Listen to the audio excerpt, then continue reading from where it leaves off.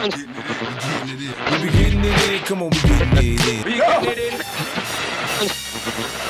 Were you thinking when you were doing the DVD, were you gonna use that to like springboard you being an artist as well, or you was just because when I was doing DVDs, I was just showcasing, the artist, and it was really a hustle, to make the money. Of course, it was rooted in the love of hip hop, but I was doing it, back then. But I was like people like French Montana. I was like, oh, that was smart of him to use the DVD and leverage that into his artist. Like, were you thinking that way as well, or were you just doing it's crazy.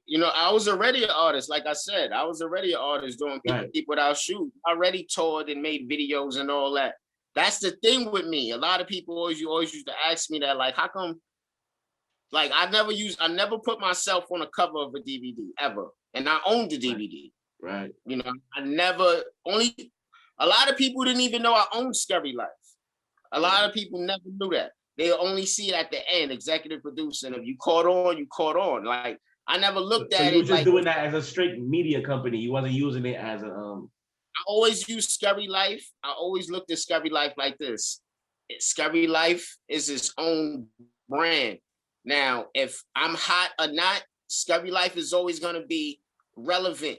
You know why it's always going to be relevant? Because as long as the music is good, I have DJs, I have stuff to, you know what I'm saying? That's the thing with being a rapper. Being a rapper, you can be hot one minute and dead another minute. So I never wanted to make ScurryLife about me. It's always about the music and about what's going on in the streets. About the culture. Exactly, about the culture, the fashion, the music. So, and it was never about me at all. So it doesn't matter if I'm hot or not. As long as the brand is hot and it's capitalizing on what's going on, I'm good with that.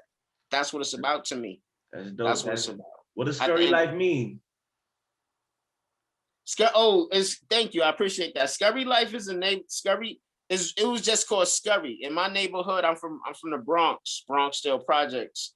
It's called Sonia Sotomayor now. That's the judge. It's crazy. They named it after her. She's from our projects. You know what I'm saying? It's crazy.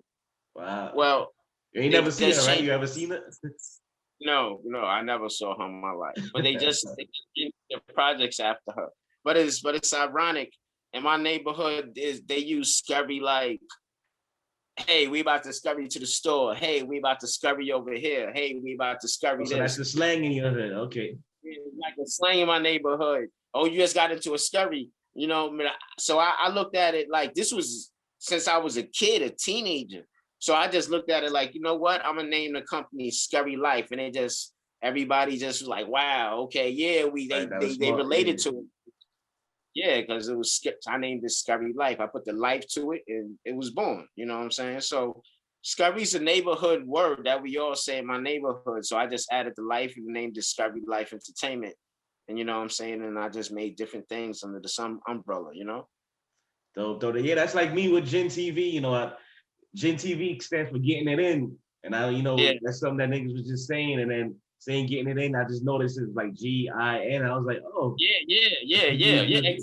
Exactly.